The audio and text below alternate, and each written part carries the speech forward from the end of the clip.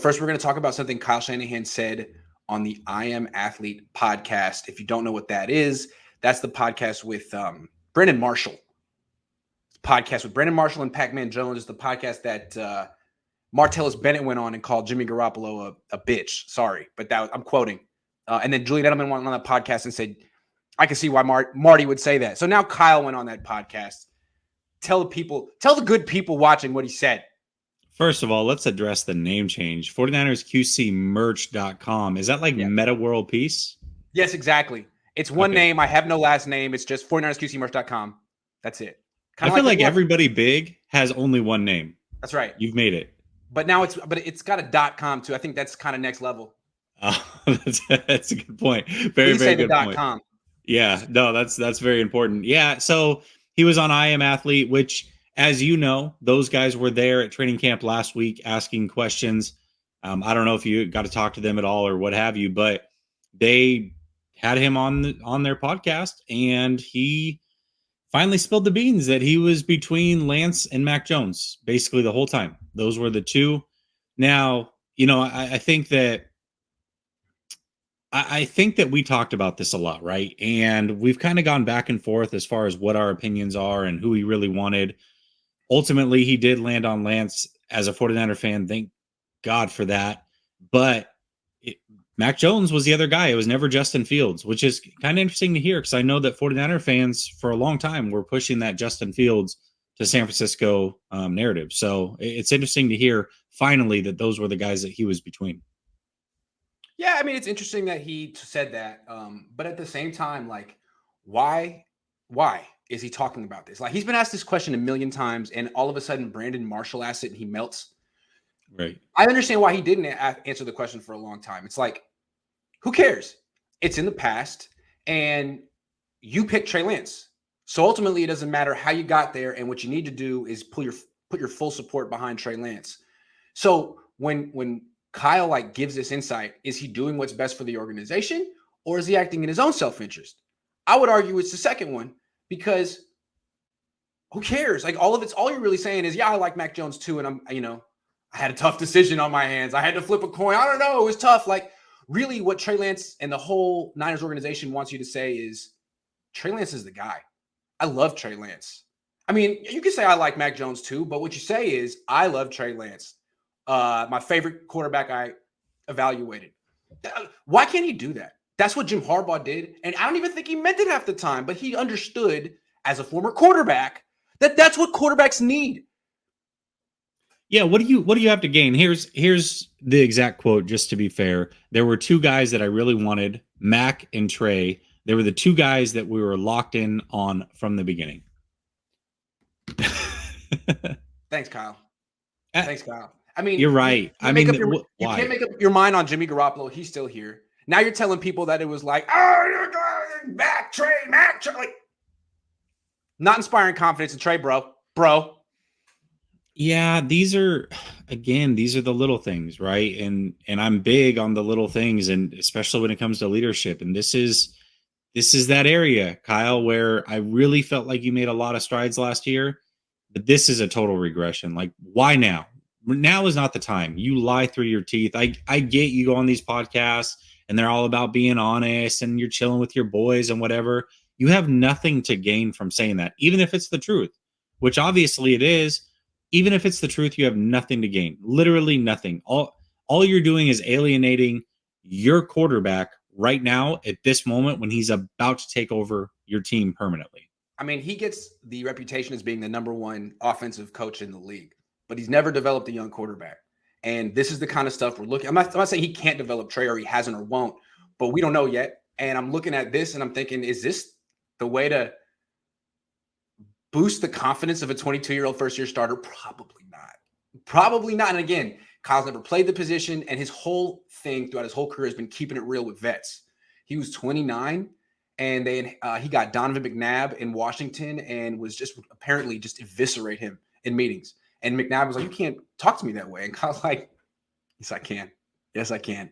So can he actually talk a different way, help a quarterback? Because I don't know. I mean, I think his style was good for Matt Ryan. Is it good for a 22-year-old? We'll see. I'm not saying it's not, but dude, Kyle, how tone deaf can you be? Well, even Matt Ryan had to pull him aside after that first season together. But Yeah. Matt Ryan had that autonomy to do so. Matt Ryan was a leader. He was established in the league.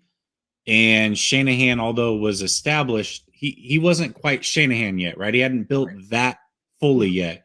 And so he pulled him aside and was like, listen, this relationship is not working. We need to change things up. I need to have input. That's the way it's got to be going forward. They agreed over drinks, and then they had the magical season. But Trey Lance is certainly not at that point in his career where you can have those conversations. Jimmy, I believe, was always too passive to have those conversations. And I think that Shanahan will steamroll you if you're not willing to have those conversations. There's also another thing with Kyle. He's always kind of distancing himself from his own quarterback, and he's been doing it for 10 years. He never was all in with RG3. I mean, he made that clear. I want Kirk. The ownership forced me to have RG3. Then he gets to the Niners and is real clear. I didn't really want Jimmy Garoppolo. I wanted Kirk. But you know what? I'll do the best I can because I'm great. But this isn't the guy I want. Now it's like, okay, you got the guy you want. Great. No more excuses. And he's like, well, actually, I also wanted Mac Jones, but and then that like opens the door to conspiracy theories. Well, then how did Jed land on Trey Lance? Did Jed tell you couldn't take Mac Jones? Remember, there was a lot of pressure from the fan base, from everyone. You better not take Mac Jones. Who blinked? A lot of Kyle supporters can say, well, it wasn't Kyle. It wasn't Kyle. Kyle liked Mac, but but we'll never know. And he's creating the doubt, and I don't like it, man. What you should be doing is ending the doubt. End the doubt for Trey's sake, for everyone's sake. The narrative is wide open again, right? Now we can go back and play the what ifs. Well, he was frustrated on that Monday press conference that he wasn't even supposed to show up to, and everybody was reporting it was Mac Jones, and what if, and there's just no reason for it. There's no winning in this. I appreciate his honesty. I do. I love to hear real things, and he's always one of those guys that's really, really honest with the media, almost to a fault. And this is one of those times, man. It's like, this is not it, Kyle. Like, this is the worst timing for something like this. If you had said this last year, that would have been one thing. You could have gotten over it. Trey's our guy, whatever. But you're doing this right before he's about to take over the team. I don't like it. And again, like, he's been asked this question hundreds of times, and he never answered it. Brandon Marshall asked, like, his dad's former player, and all of a sudden Kyle's starstruck. Like, in the group press conference, Brandon Marshall asked him, like, what's your go-to play call on 3rd and long against quarters? If I asked that question, Kyle wouldn't answer specifically. I mean, he just laid out an entire play call for Brandon Marshall. So it's like, and he did the same thing on the podcast with Sean McVay. Sean McVay was like, I was a little surprised you went with Trey Lance there. And he was like, well, yeah, I kind of wanted Matthew Stafford, but you beat me to the punch on that. It's like, thanks, Kyle. Like, you would never say that to us. Can you rein it in a little bit? I'm sure the Niners are like, oh, we didn't prep you to say that. What?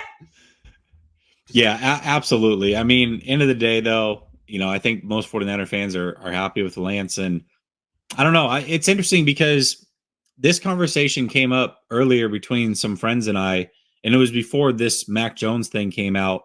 But we were talking about areas that Trey is possibly going to struggle, and somebody had brought up man coverage. And for me, I actually think he's going to really benefit in man coverage because when those corners turn their back, he has that second gear. He can take off and run to where Mac Jones, when you look at Mac Jones last year, he was around 50% completion in man coverage. And zone coverage, he was in the mid 70s. But that's because he can't run. He just has to throw into tight coverage. Trey Lance has that extra thing about him. And that's where Shanahan made the right decision, is he has that extra thing that Mac's just never going to have in his game. No, he definitely made the right decision, but Trey isn't going to become the next Josh Allen if Kyle isn't 100% invested. I think you need a coach to be 100% invested. And we all assume Kyle is, but we don't know. And stuff like this makes me wonder. So Kyle, stop saying stuff like this. Start doing things that reassure Trey and your fan base, because Jimmy's there at practice. Mac Jones is coming out of your mouth. Why don't you just anyway. Here's the thing, Grant, is hedging, hedge city. I think you just said something really important, right? Yeah. You came up with a possible narrative that he's not all in on Trey. Yeah. Now, coming up with that narrative out of the blue, you'd sound crazy. But now he's left the door open for a narrative like that.